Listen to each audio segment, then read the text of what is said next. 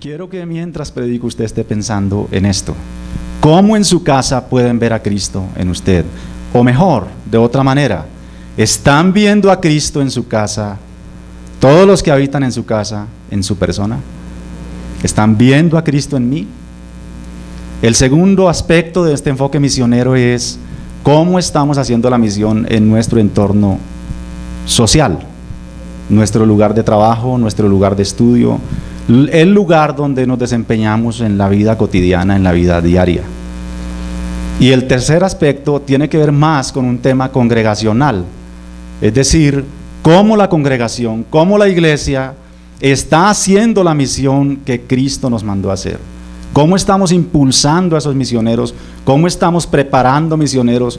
¿Cómo estamos sosteniendo misioneros para que el reino de los cielos sea expandido en todo el mundo y el reino de los cielos avance?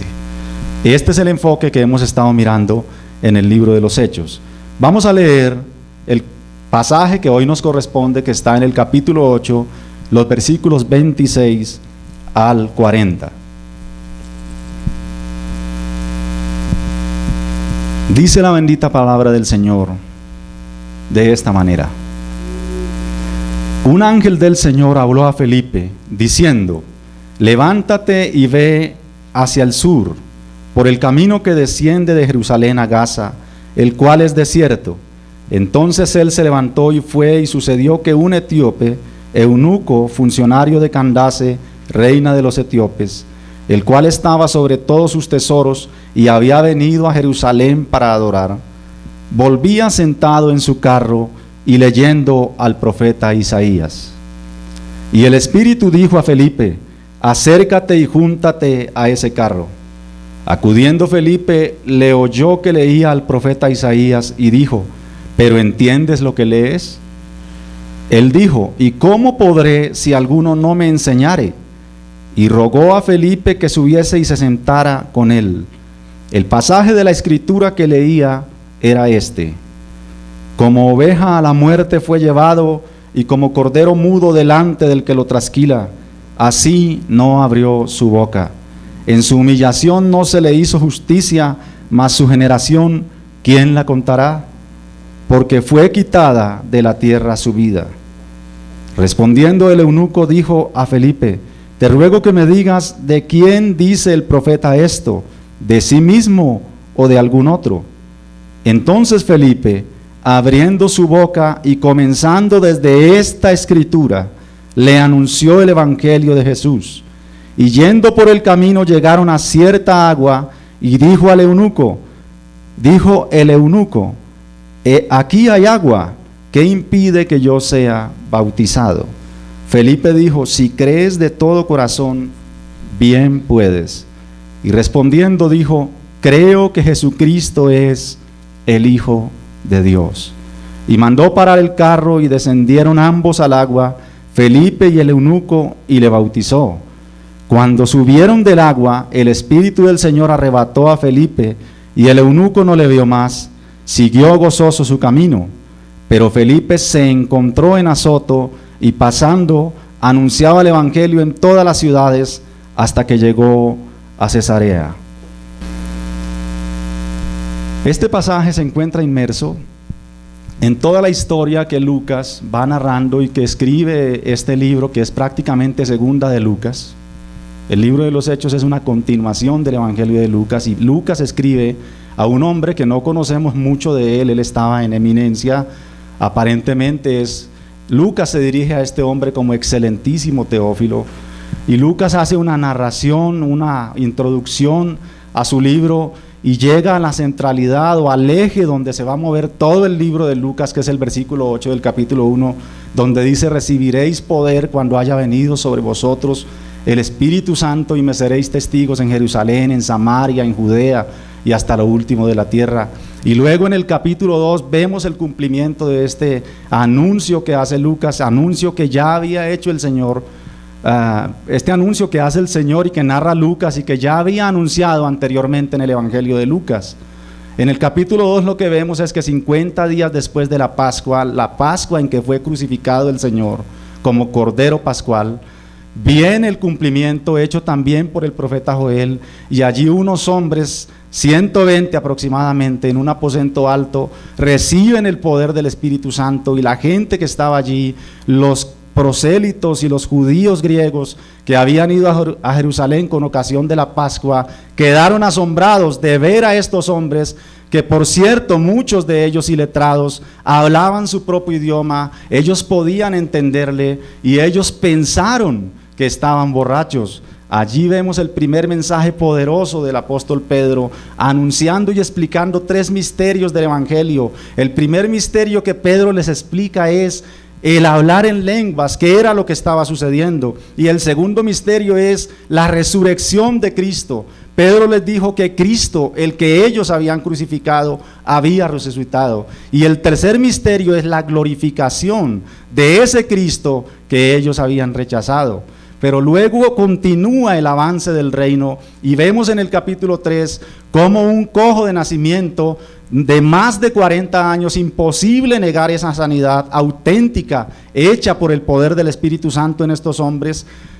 Se reúnen una gran cantidad de gente, y Pedro da su segundo sermón y nuevamente acusa a aquellos oficiales, a aquellos religiosos de su tiempo, diciéndole: vosotros lo matasteis, vosotros lo crucificasteis. Y luego él, con ocasión de esa sanidad, explica que esa sanidad no es por la piedad de ellos, no es por el poder de ellos, sino que es porque el Cristo que ellos desaprobaron, Dios lo ha hecho Señor y Cristo, y que por la fe en ese Cristo, ese cojo había sido sanado. Pero luego el avance del reino, Lucas pierde la cuenta. Lucas en primer lugar dice 3,000, en segundo lugar dice 5,000, pero luego Lucas pierde la cuenta y dice muchos eran sanados. Aquella iglesia era grande. Se puede pensar en una iglesia de más de 10,000 o 15,000 personas congregadas en ese lugar, viendo las maravillas de Dios, viendo el poder de Dios.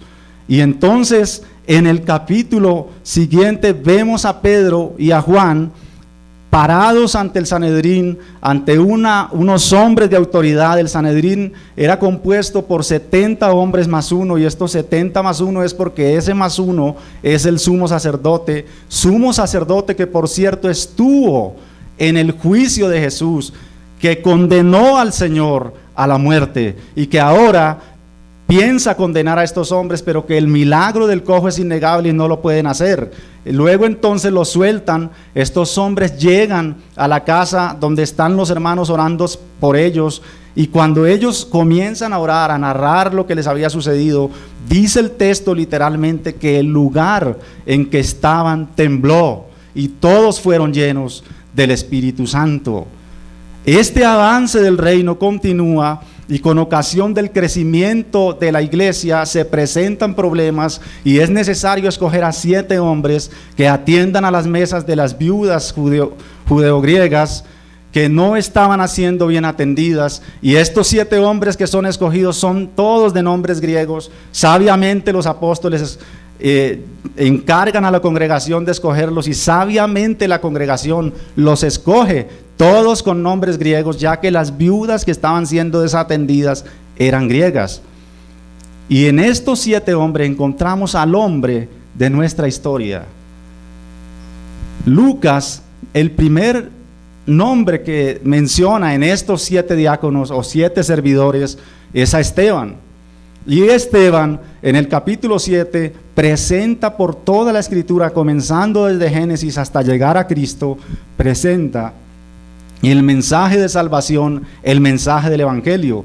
Pero dice el evangelista Lucas que Felipe avanza hacia Samaria, y en Samaria predica el evangelio, y todos o muchos se convierten al evangelio, y muchos son bautizados, incluyendo un hombre mago que tenía engañada la ciudad de Samaria, pero que luego, con la llegada del apóstol Juan y Pedro, este hombre es desenmascarado, y se ve su falso arrepentimiento, y se ve el poder del Espíritu Santo desde que llega en el capítulo 2 hasta este momento, cómo está dirigiendo el avance de la iglesia, cómo está dirigiendo a toda su iglesia en el avance de su reino. Y la narración que hemos leído, encontramos allí al Espíritu Santo guiando a Felipe yendo desde Samaria hacia el sur, hacia una ciudad llamada Gaza, y le da unas instrucciones puntuales diciéndole: vete por el camino del desierto. Para llegar de Jerusalén a Gaza habían dos caminos, y el más peligroso, tal vez el más largo, el más dispendioso para hacerlo, era el camino del desierto. Era una orden extraña que recibe Felipe por parte del ángel que es enviado de parte de Dios. Pero este hombre, en obediencia, toma ese camino, y entonces encontramos esta preciosa historia que encontramos. Y leemos en el versículo 35 las siguientes palabras: entonces Felipe, abriendo su boca y comenzando desde esta escritura, le anunció el evangelio de Jesús. Razón suficiente para titular este sermón: anunciando el evangelio de Jesús. Anunciando el evangelio de Jesús. Y es en estas tres esferas que hemos mencionado: familiar, social y el mundo entero, donde la iglesia anuncia el evangelio de Jesús. Y podemos ver en nuestro pasaje tres aspectos para anunciar este evangelio: el evangelio de Jesús en todas las escrituras, la centralidad del evangelio y el evangelio anunciado a todos, o el evangelio para todos. Leemos de los versículos 30 al 35 las siguientes palabras: acudiendo Felipe, le oyó que leía al profeta Isaías, y dijo: ¿pero entiendes lo que lees? Él dijo: ¿y cómo podré si alguno no me enseñare? Y rogó a Felipe que subiese y se sentara con él. El pasaje de la escritura que leía era este: como oveja a la muerte fue llevado, y como cordero mudo delante del que lo trasquila, así no abrió su boca. En su humillación no se le hizo justicia, mas su generación, ¿quién la contará? Porque fue quitada de la tierra su vida. Respondiendo el eunuco, dijo a Felipe: te ruego que me digas de quién dice esto el profeta, de sí mismo o de algún otro. Entonces Felipe, abriendo su boca y comenzando desde esta escritura, le anunció el evangelio de Jesús. Nosotros podemos ver en el primer mensaje de Pedro cómo Pedro utiliza toda la escritura, todos los profetas, toda la ley para anunciarles a Cristo resucitado. También podemos ver en el mensaje de Esteban cómo Esteban hace prácticamente un compendio de todo el Antiguo Testamento en el capítulo 7 de Hechos, anunciando al Cristo, y comienza desde Génesis con Abraham hasta terminar en el justo que este tribunal ha desaprobado. Les dice Esteban: ustedes han crucificado al justo, ustedes han matado al Mesías, pero este Mesías había sido anunciado por todas las escrituras, y Esteban hace una brillante interpretación, asistido por supuesto por el poder del Espíritu Santo. Era un varón lleno del Espíritu Santo y pudo interpretarle a ese Sanedrín todas las escrituras para que ellos pudieran ver al Mesías en todas las escrituras, para que ellos pudieran ver el evangelio en todas las escrituras. También nosotros encontramos en este pasaje un paralelo cuando el Señor se aparece a los dos discípulos que iban camino a Emaús después de que Él había resucitado. Y estos dos discípulos, uno de los cuales se menciona su nombre, que era Cleofas, iban camino a Emaús comentando lo que había pasado, cómo habían matado a su Mesías, a su anhelado libertador, y cómo les habían quitado la esperanza de liberación a los israelitas. Y de repente en ese camino se aparece el Señor, pero ellos tenían los ojos velados y no pudieron reconocerlo. Y Él les pregunta: varones, ¿qué están hablando? Y ellos, asombrados, le contestan: ¿eres tú el único forastero en estas tierras que no sabe lo que ha ocurrido? Y Él, como que no supiera, dijo: ¿qué fue lo que pasó? Pero ellos le cuentan de la crucifixión de ese Mesías, que ellos esperaban que Él iba a ser el libertador de Israel. Y el Señor le responde con unas palabras muy poderosas: ¿hasta cuándo, insensatos? van a entender que este Mesías estaba anunciado en todas las Escrituras y que todas las Escrituras dan testimonio de él y que todas las Escrituras dicen que él tenía que ir a la cruz y que al tercer día iba a resucitar. Y Cristo les da un paseo por el Antiguo Testamento a estos dos discípulos. ¡Qué buen sermón! ¡Qué buen sermón! Muy confrontante para ellos dos, muy lleno de vida, porque era el mismo Señor el que les estaba predicando a Cristo en el Antiguo Testamento. Pero también nosotros podemos ver cómo en Juan 5:39 el mismo Señor Jesucristo desafía a los religiosos de su tiempo y les dice: escudriñen las Escrituras, porque a vosotros os parece que en ellas tenéis la vida eterna, y ellas son las que dan testimonio de mí. Y en este punto podemos hacernos una pregunta: ¿cómo nosotros vamos a hacer la misión sin conocer las Escrituras? ¿Cómo nosotros vamos a predicar a Cristo sin conocer a Cristo en las Escrituras? ¿Acaso está la iglesia o algunos en la iglesia predicando un Cristo imaginario? ¿Acaso Cristo no está perfectamente revelado en las Escrituras? El Dios que nosotros debemos predicar no es el Dios de nuestras imaginaciones, es el Dios revelado en las Escrituras. Por lo tanto, el texto dice que Felipe comenzó desde Isaías a mostrarle a Cristo, y el texto en su avance nos muestra cómo el poder del Evangelio doblegó a este varón al punto que le enseñó el bautismo y él mismo expresó el deseo de querer bautizarse. Y esto, por supuesto, nos lleva a nuestro segundo punto: la centralidad del Evangelio. La centralidad del Evangelio de Jesús. Y también empezando este punto, podemos continuar con nuestra pregunta: ¿qué es lo que nosotros estamos predicando? ¿Qué es lo que nosotros estamos anunciando? ¿Qué es lo que la gente realmente ve en nosotros? Dicen los versículos 32 y 33 de esta manera. El pasaje de la Escritura que leía era este: como oveja a la muerte fue llevado, y como cordero mudo delante del que lo trasquila, así no abrió su boca.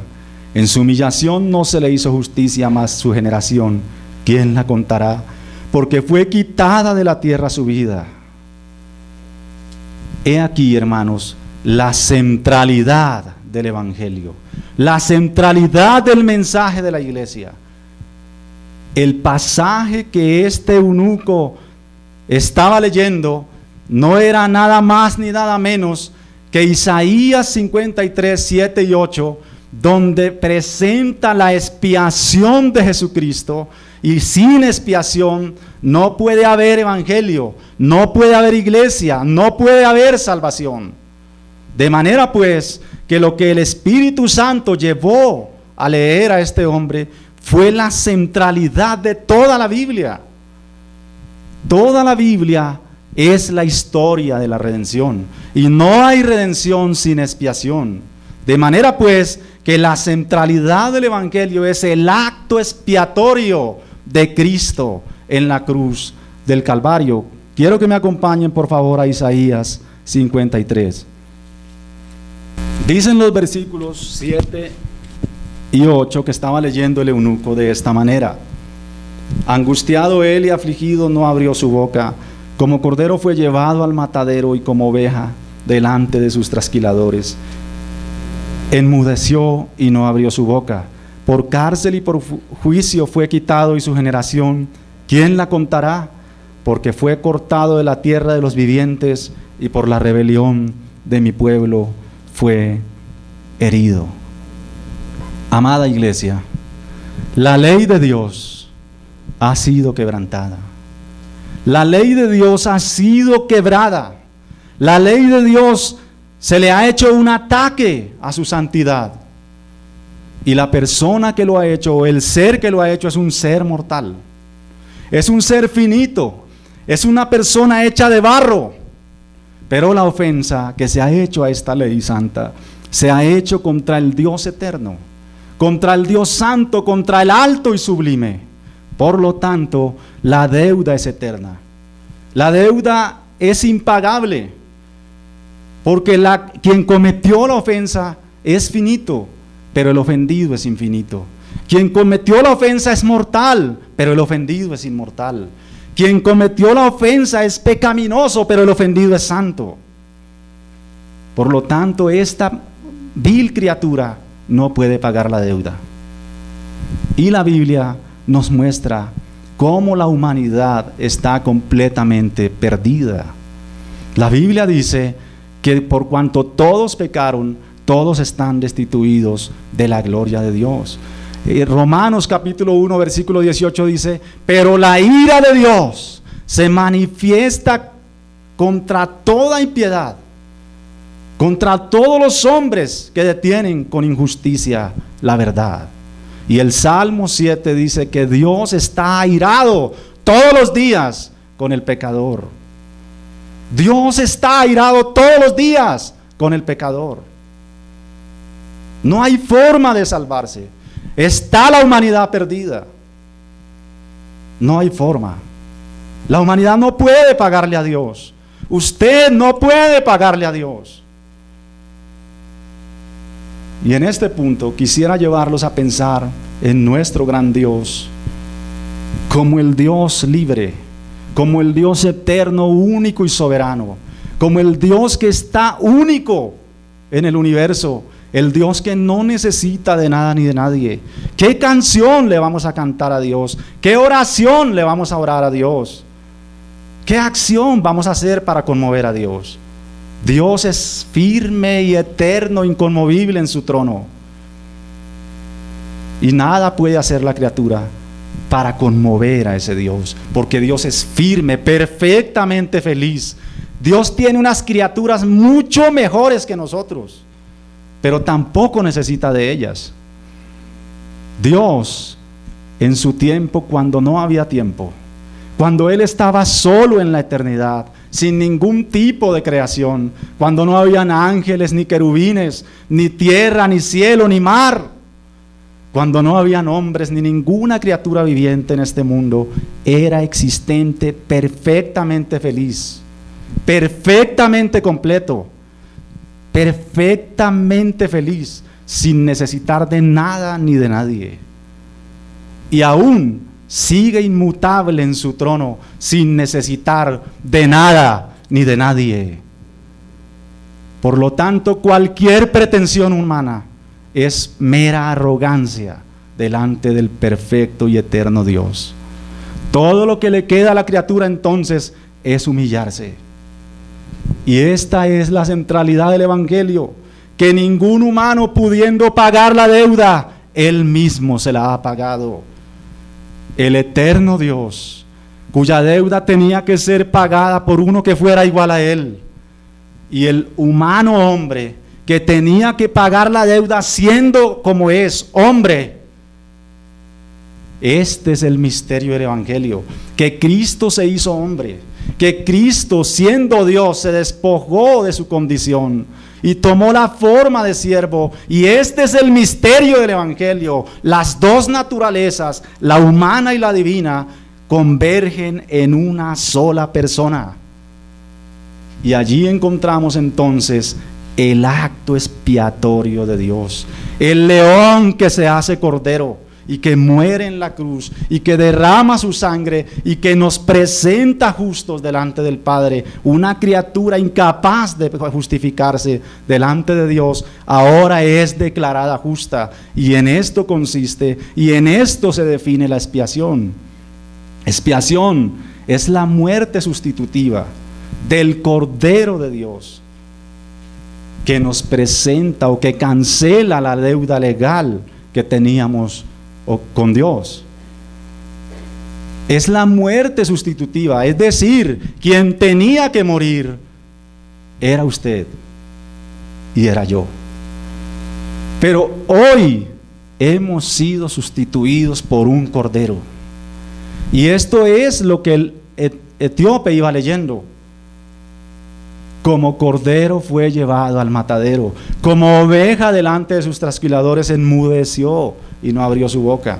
Por cárcel y por juicio fue quitado, y su generación, ¿quién la contará? Porque fue cortado de la tierra de los vivientes y por la rebelión de mi pueblo. Y escuchen esa expresión, por la rebelión de mi pueblo fue herido. De manera que la centralidad de toda la Biblia está en que Cristo murió en la cruz. Y esto es lo que tenemos que predicar en nuestra casa. Esto es lo que tenemos que predicar en nuestra sociedad. Esto es lo que tenemos que predicarle al mundo. Ayer, en una reunión del Ministerio de Justicia, se estaba debatiendo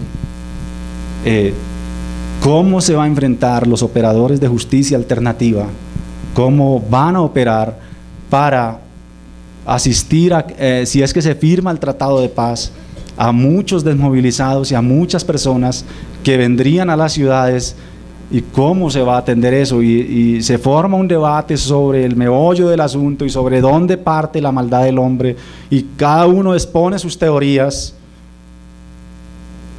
Pero hubo un momento en que yo le dije a un hombre: mire, el problema del ser humano está acá. Y él me dijo: ah, sí, es un tema emocional. Yo le dije: no, yo no estoy hablando de emociones, yo estoy hablando del ser. Yo ya estoy hablando de naturaleza. El hombre está completamente perdido. El hombre no peca. El hombre no es pecador porque peca. El hombre peca porque por naturaleza es pecador. De manera pues que es imposible que este hombre se salve, y entonces Dios toma el control y envía a su Hijo y centra su plan redentivo en que su Cristo muriera en la cruz, derramando su sangre inocente para trasladar su justicia a todos aquellos que determinó salvar. Así que aquí podemos hablar prácticamente de una doble imputación. Cristo nos ha imputado su justicia, pero a la vez nosotros, nuestros pecados le han sido imputados a Cristo. Y el que no conoció pecados, por nosotros se hizo pecado. El que no conoció maldad, en el que nunca hubo engaño en su boca, en el que nunca actuó con maldad, en el que siempre respondió con bondad, fue condenado como un vil pecador, porque cargó con tu pecado y con el mío. Y nosotros, que no tenemos cómo justificarnos delante de Dios, que no tendríamos cómo pararnos delante de la santidad de Dios, porque cada vez que nosotros seamos expuestos a este santo evangelio, cada vez que nosotros somos expuestos ante la santidad de Dios, todo lo que podemos ver es pecado y es mentira y es engaño y es falsedad.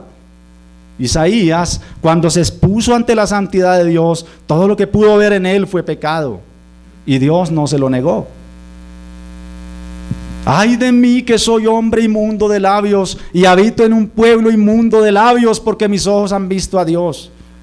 Y Dios no le dijo: tranquilo, Isaías, usted no es inmundo de labios.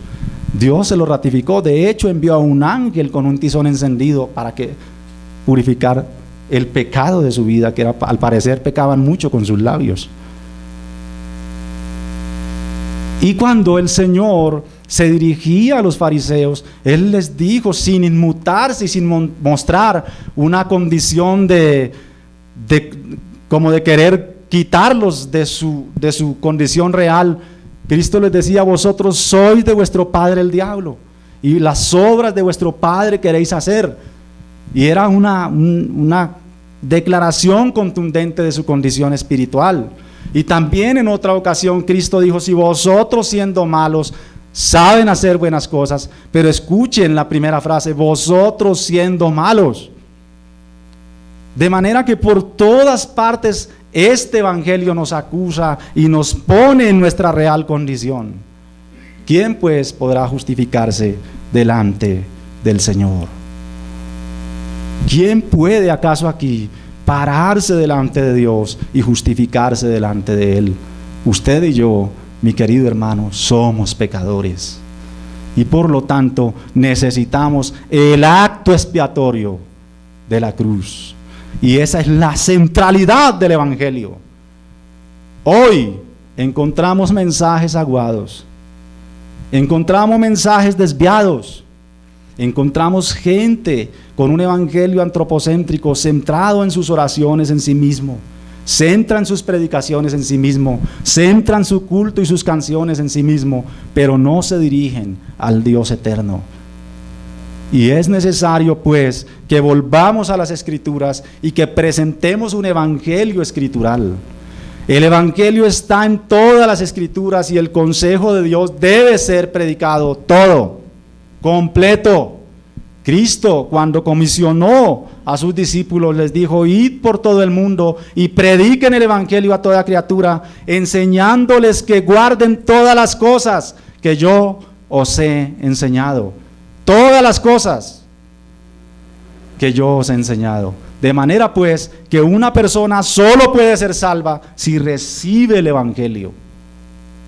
Si recibe el evangelio.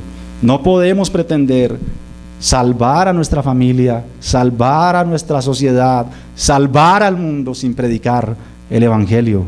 Miremos lo que nos dice Hebreos capítulo 9, versículo 22 acerca de la centralidad del evangelio.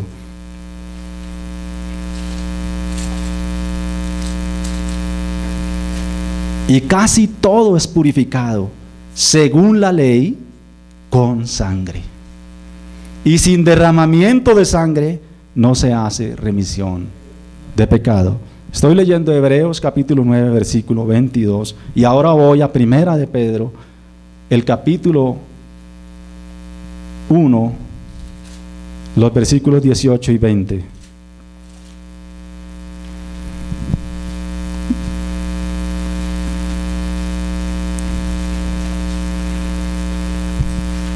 Sabiendo que fuisteis rescatados de vuestra vana manera de vivir, la cual recibisteis de vuestros padres, no con cosas corruptibles como oro o plata, sino con la sangre preciosa de Cristo, como de un cordero sin mancha y sin contaminación, ya destinado desde antes de la fundación del mundo, pero manifestado en los postreros tiempos por amor a vosotros.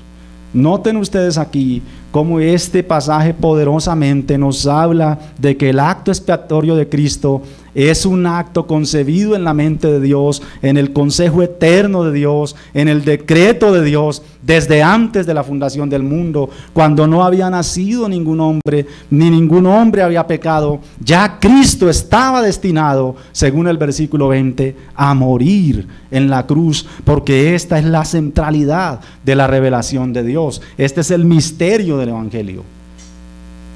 Y también podemos leer en Apocalipsis el capítulo 5, el versículo 9, de esta manera: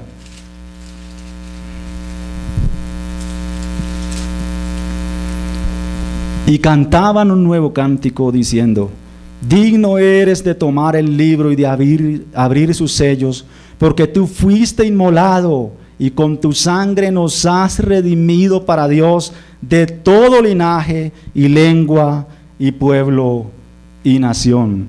De manera que este versículo nos introduce en nuestro tercer punto, el evangelio para todos. El versículo dice que Cristo salvó a gente de todas las naciones, de todas las tribus, de todos los pueblos, de todos los tiempos, de todas las épocas, de todo linaje, y los ha presentado justos ante el Padre. Leemos en nuestro pasaje los versículos 26 al 29 que dicen de esta manera: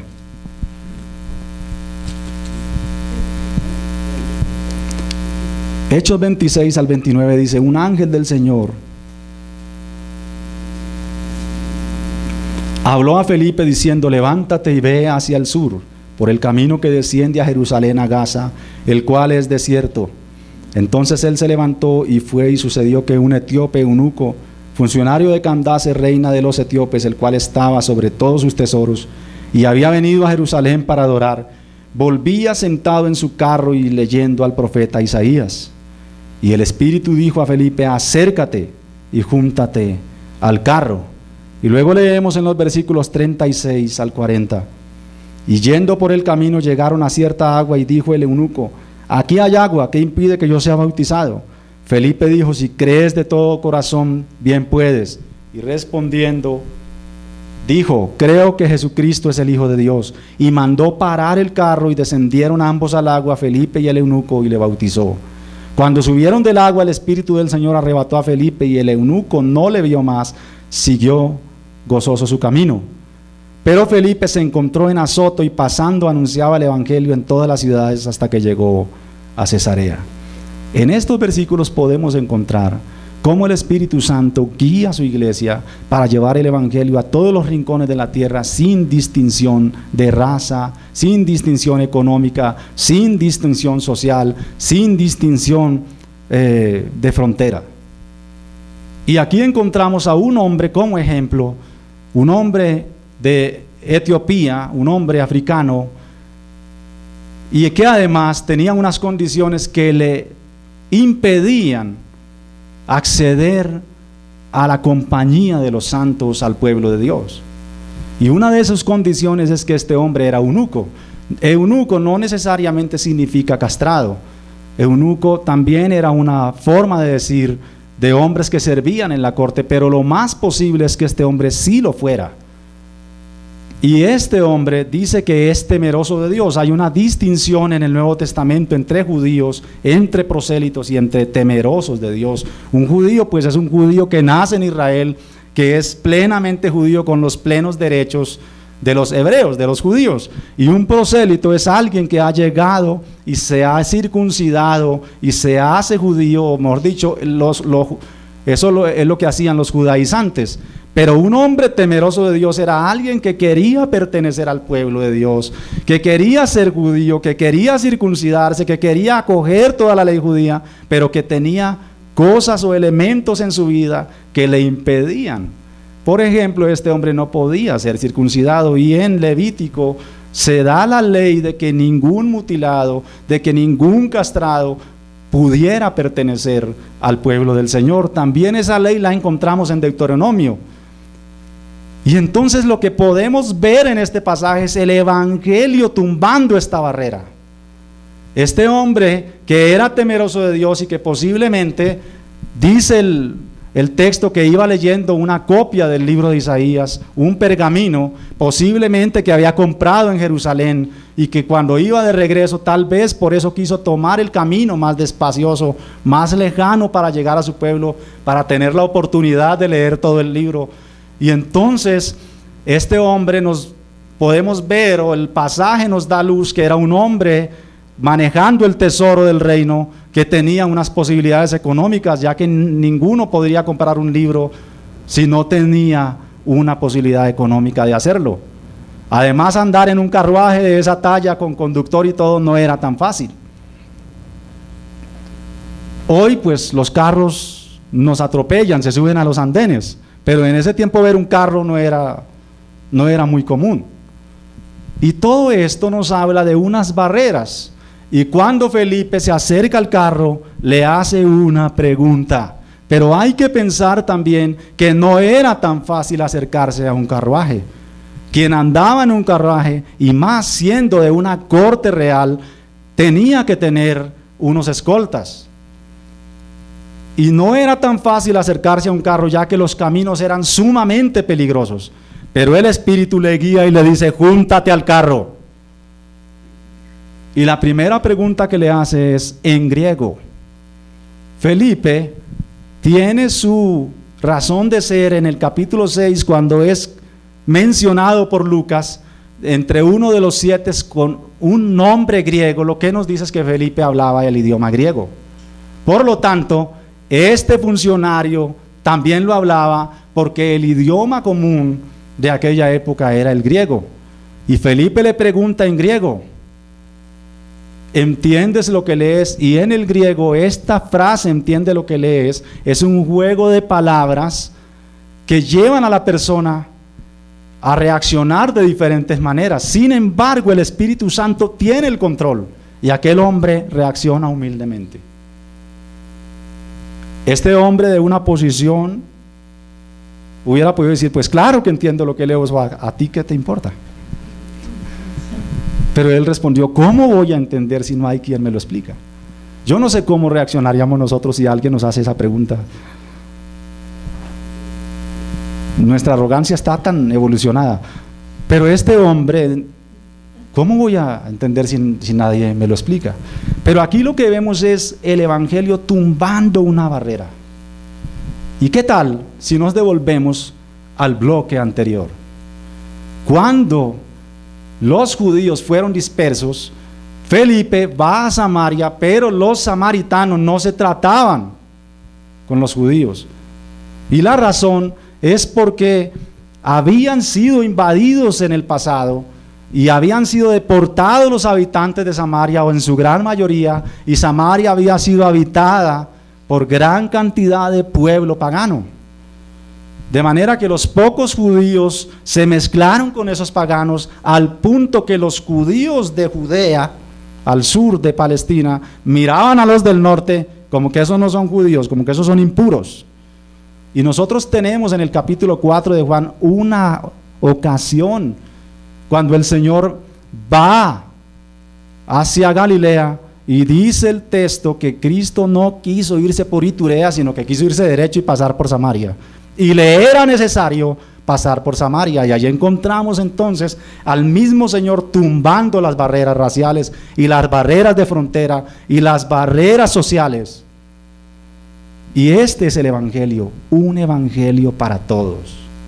En la iglesia de Cristo hay de todo tipo de personas, y esto lo podemos ver desde el mismo grupo de discípulos del Señor. En el grupo de discípulos del Señor encontramos elotes, encontramos cobradores de impuestos, encontramos pescadores, encontramos guerrilleros, encontramos todo tipo de gente, encontramos prostitutas. ¿Qué tal? ¿Aceptarían ustedes una aquí? Este es el desafío del evangelio. Este es el desafío del evangelio. El evangelio rompe las barreras sociales. El evangelio rompe las barreras de raza. Rompe las barreras, cualquiera que ésta sea, y une a un pueblo que llega a ser la verdadera familia de Dios. Nosotros podemos leer en Apocalipsis 14:6 de esta manera: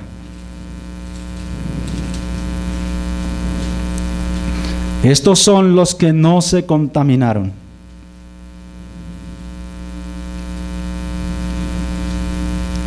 14:6: vi volar por en medio del cielo a otro ángel que tenía el evangelio eterno para predicarlo a los moradores de la tierra y a toda nación, a toda tribu, a toda lengua, a todo pueblo. Por lo tanto, este evangelio del reino del Señor, dijo el Señor cuando estaba anunciando los tiempos finales, y será predicado este evangelio en todo el mundo y a todas las naciones. Y también nosotros podemos ver cómo en Marcos 16:15, como presenta el evangelista Marcos la gran comisión, diferente un poco a cómo la presenta Mateo, porque Mateo dice id y haced discípulos, pero Marcos dice id y predicad este evangelio a toda criatura. Y en Hechos, el capítulo 1, el versículo 8, leemos: y me seréis testigos hasta lo último de la tierra. Y lo que encontramos justamente en la historia de Felipe es avanzando hacia Etiopía, lo último de la tierra. Pero lo que encontramos también en los versículos finales es que cuando este etíope es bautizado, el Espíritu Santo, de una manera misteriosa, porque el evangelista no nos da detalles, dice que el Espíritu Santo arrebató a Felipe, y la única referencia, o estoy pensando en esa referencia en este momento, es cuando Elías fue arrebatado en carros de fuego. Pero también hay otra referencia en el Antiguo Testamento, cuando Elías le dice al siervo del rey Acab, Abdías, que vaya ante el rey y le diga que él está ahí, porque el rey Acab lo había buscado y lo había mandado a buscar por todos los lados y no lo encontraba. Y lo que le responde Abdías a Elías es: ¿estás procurando mi muerte? Cuando yo vaya ante el rey y le diga que usted está allá, el Espíritu del Señor lo va a arrebatar a usted, se lo va a llevar a otro lado, y cuando el rey venga y no lo vea, usted me va a matar a mí. Entonces hay una referencia. Entonces no tenemos por qué pensar en cosas como tan mágicas. Posiblemente la expresión arrebató el Espíritu Santo a Felipe, simplemente es que se fue. Pero el evangelista no nos da detalles y por lo tanto no puedo explicar mucho esto. Pero lo que sí podemos ver es cómo el Espíritu Santo lo lleva a otro lugar. De manera que este evangelista, que luego en el capítulo 1 del libro de los Hechos, Pablo se hospeda en la casa de él, y así lo llama Lucas, Felipe el evangelista, podemos verlo predicando de dos maneras.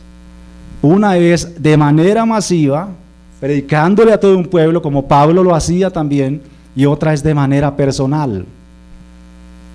Y allí vemos cómo el Espíritu lo lleva primero a Azoto, hacia el norte un poco de Gaza, y luego lo lleva por toda la franja, lo que hoy sería la franja de Gaza, y llega hasta Cesarea, al norte.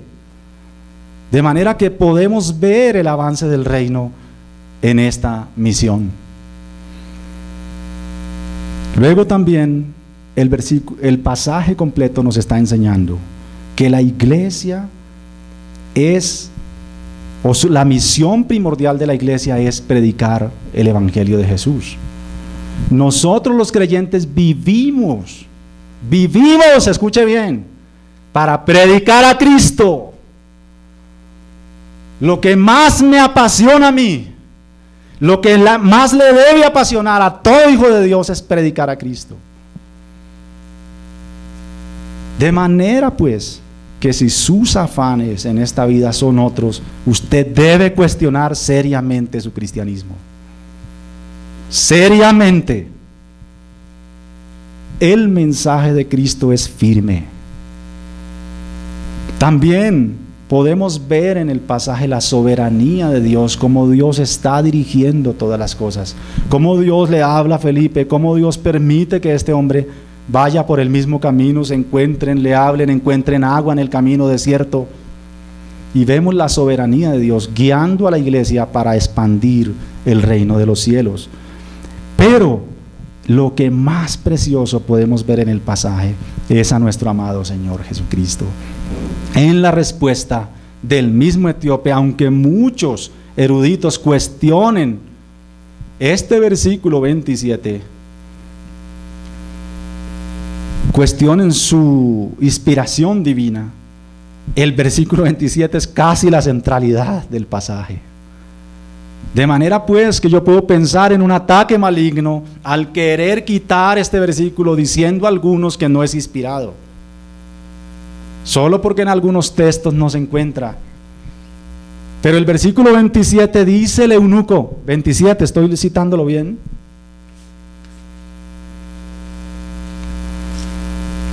El versículo 37, perdón. Dice el eunuco: creo que Jesucristo es el Hijo de Dios.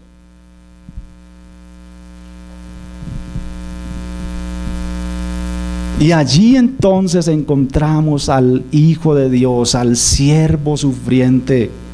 Allí encontramos al Salvador del mundo. Precioso, brillando en el pasaje. Y este que es el centro del evangelio y el evangelio mismo, salvando a la humanidad. Solamente algunas preguntas para que no se vayan odiándome mucho. ¿Ven a Cristo en su casa, en su persona? Voy a hacerlo en primera persona. ¿Mis hermanos ven a Cristo en mí?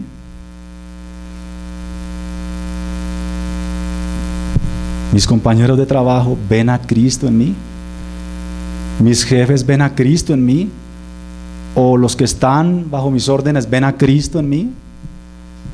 ¿Creen ustedes que esto es una tarea deportiva? ¿Creen ustedes que la misión no es algo serio?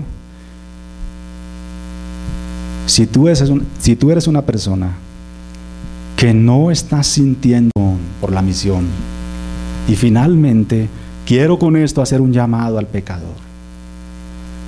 Si tú eres una persona que no te apasiona predicar a Cristo, que no te apasionan las Escrituras, que no te apasiona descubrir a Cristo en las Escrituras, tú debes preguntarte seriamente si has nacido de nuevo. Tú debes preguntarte seriamente si verdaderamente eres un nacido de Dios. Pero si no es así, Dios hoy te manda, pecador, arrepiéntete. Dios te manda que te arrepientas. Dios te manda que corras a la cruz. Dios te manda que confieses tus pecados y que pidas y supliques el perdón de Dios, porque has herido la ley de Dios y has abofeteado en la cara a Dios, porque el pecado es un insulto a la cara del Señor. Por lo tanto, arrepiéntete, pecador. Y este es el llamado del Evangelio de Jesús. Vamos a orar. Eterno Señor, te doy gracias por tus misericordias, por tu favor, por tu palabra santa y porque nos has permitido ser expuestos en esta mañana a tu Evangelio. Estas personas han venido aquí, Señor.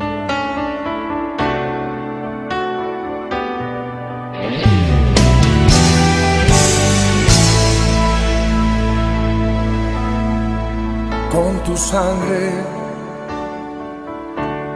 nos has redimido para nuestro Dios.